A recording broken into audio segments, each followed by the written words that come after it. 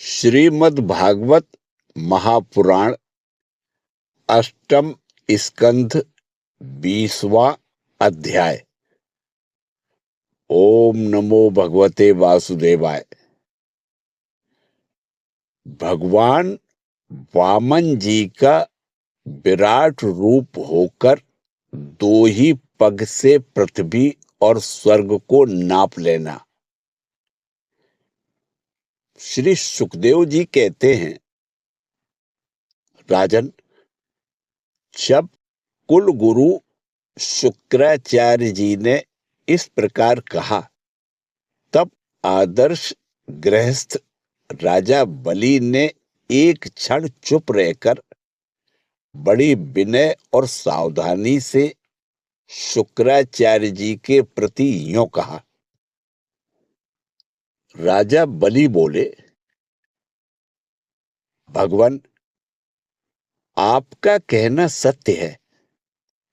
गृहस्थ आश्रम में रहने वालों के लिए वही धर्म है जिससे अर्थ, काम, यश और आजीविका में भी कभी किसी प्रकार बाधा न पड़े।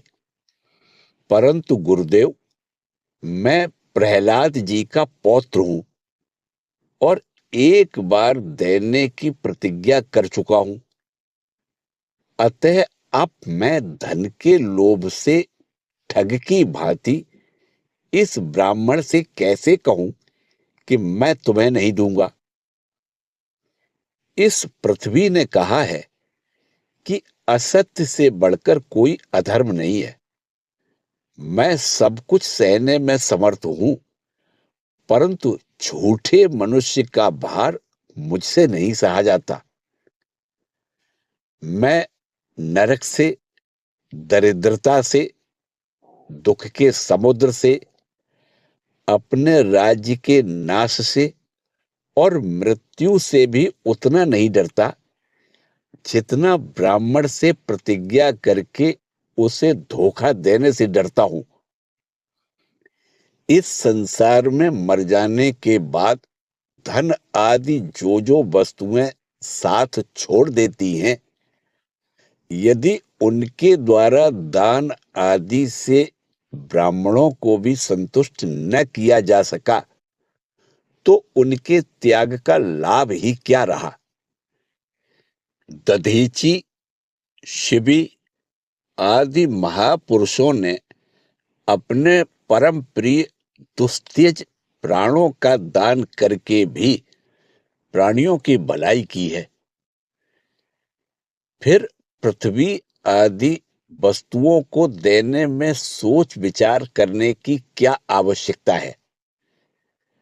ब्राह्मण, पहले युग में बड़े बड़े दैत्य राजों ने इस पृथ्वी का उपभोग किया है। पृथ्वी में उनका सामना करने वाला कोई नहीं था। उनके लोक और परलोक को तो काल खा गया, परंतु उनका यश अभी पृथ्वी पर ज्यों का त्यों बना हुआ है। गुरुदेव, ऐसे लोग संसार में बहुत हैं जो युद्ध में पीठ न दिखाकर अपने प्राणों की बलि चढ़ा देते हैं। परंतु ऐसे लोग बहुत दुर्लभ हैं जो सत्पात्र के प्राप्त होने पर श्रद्धा के साथ धन का दान करे। गुरुदेव, यदि उदार और करुणाशील पुरुष अपात्र याचक की कामना पूर्ण करके दुर्गति भोगता है, तो वह दुर्गति भी उसके लिए शोभा की बात होती है। फिर आप जैसे ब्रह्मवेत्ता पुरुषों को दान करने से दुख प्राप्त हो तो उसके लिए क्या कहना है। इसलिए मैं इस ब्रह्मचारी की अभिलाषा अवश्य पूर्ण करूंगा। महर्षि, वेद विधि के जानने वाले आप लोग बड़े आदर से यज्ञ यागादि के द्वारा जिनकी आराधना करते हैं वे वरदानी विष्णु ही इस रूप में हो अथवा कोई दूसरा हो, मैं इनकी इच्छा के अनुसार इन्हें पृथ्वी का दान करूंगा। यदि मेरे अपराध न करने पर भी ये अधर्म से मुझे बांध लेंगे, तब भी मैं इनका अनिष्ट नहीं चाहूंगा, क्योंकि मेरे शत्रु होने पर भी इन्होंने भयभीत होकर ब्राह्मण का शरीर धारण किया है। यदि ये पवित्र कीर्ति भगवान विष्णु ही हैं, तो अपना यश नहीं खोना चाहेंगे। मुझे युद्ध में मारकर भी पृथ्वी छीन सकते हैं, और यदि कदाचित ये कोई दूसरे ही हैं, तो मेरे बाणों की चोट से सदा के लिए रणभूमि में सो जाएंगे। श्री सुखदेव जी कहते हैं, जब शुक्राचार्य जी ने देखा कि मेरा यह शिष्य गुरु के प्रति अश्रद्धालु है तथा मेरी आज्ञा का उल्लंघन कर रहा है, तब दैव की प्रेरणा से उन्होंने राजा बलि को शाप दे दिया। यद्यपि वे सत्य प्रतिज्ञ और उदार होने के कारण शाप के पात्र नहीं थे। शुक्राचार्य जी ने कहा, मूर्ख, तू है तो अज्ञानी, परंतु अपने को बहुत बड़ा पंडित मानता है। तू मेरी उपेक्षा करके गर्व कर रहा है।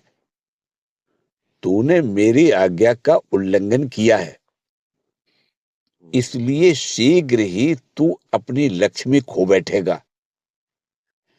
राजा बलि बड़े महात्मा थे। अपने गुरुदेव के शाप देने पर भी वे सत्य से नहीं डिगे। उन्होंने वामन भगवान की विधि पूर्वक पूजा की और हाथ में जल लेकर 3 पग भूमि का संकल्प कर दिया। उसी समय राजा बलि की पत्नी विंध्यावली, जो मोतियों के गहनों से सुसज्जित थी, वहां आई। उसने अपने हाथों वामन भगवान के चरण पखारने के लिए जल से भरा सोने का कलश लाकर दिया।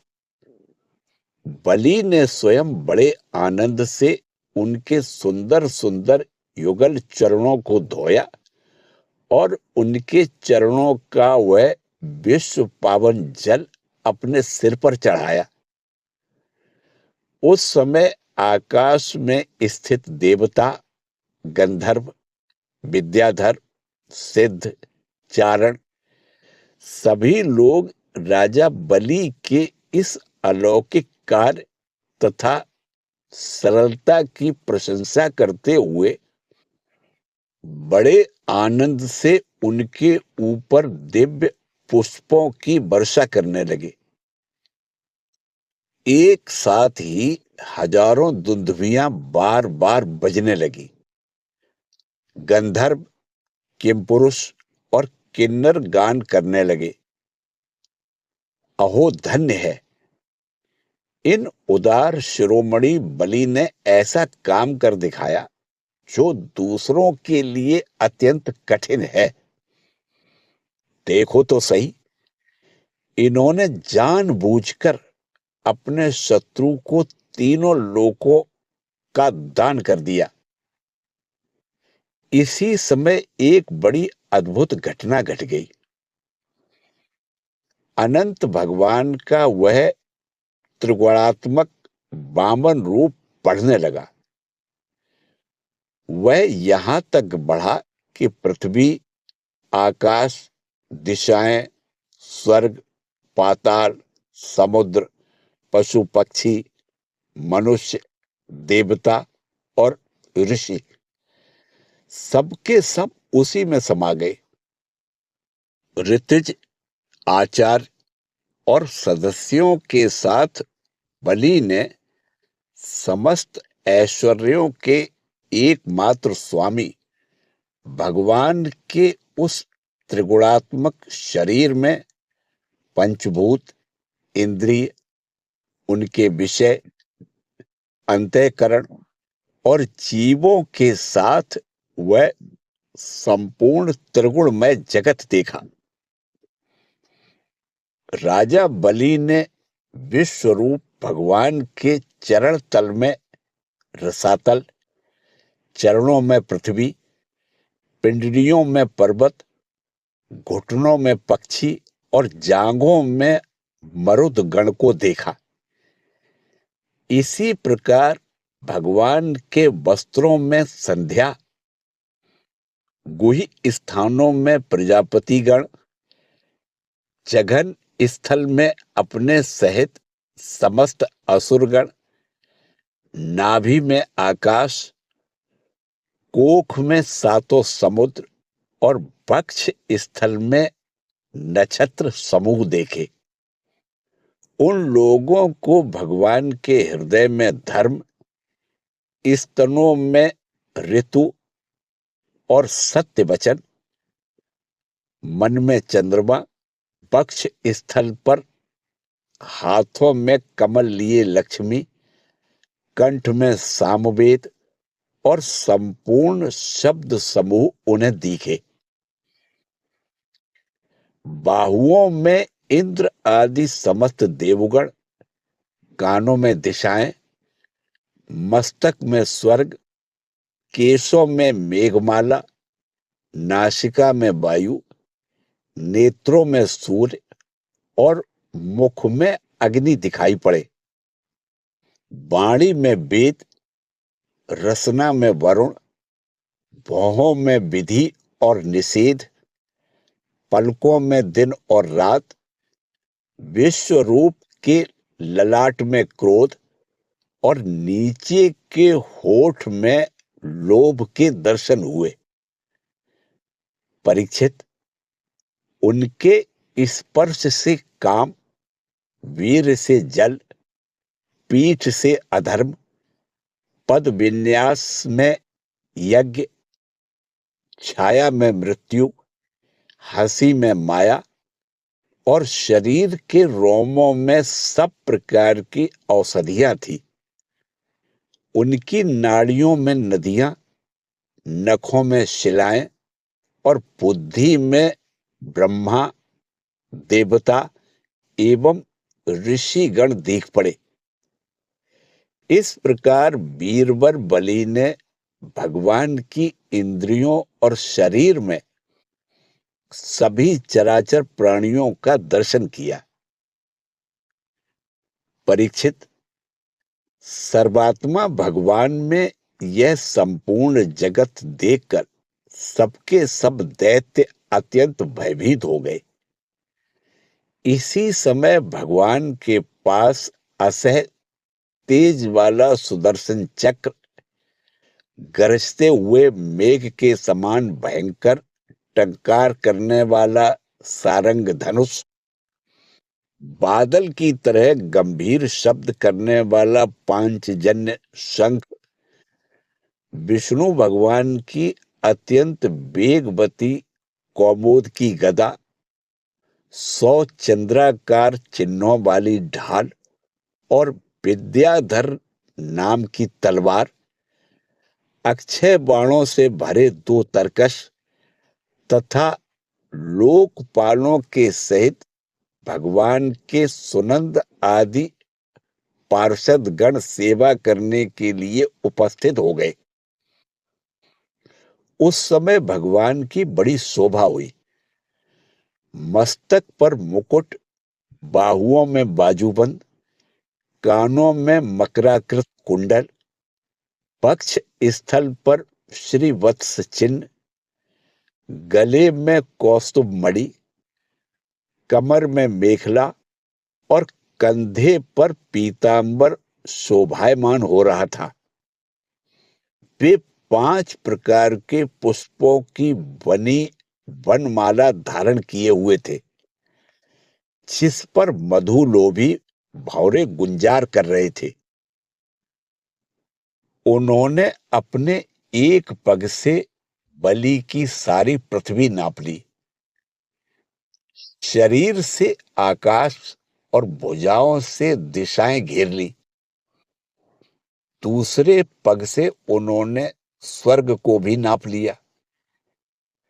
तीसरा पैर रखने के लिए बलि की तनिक सी भी कोई वस्तु नहीं बची। भगवान का वह दूसरा पग ही ऊपर की ओर जाता हुआ महरलोक, जनलोक और तपलोक से भी ऊपर सत्यलोक में पहुंच गया। इसी के साथ अष्टम स्कंद से 20वां अध्याय समाप्त हुआ। ओम नमो भगवते वासुदेवाय।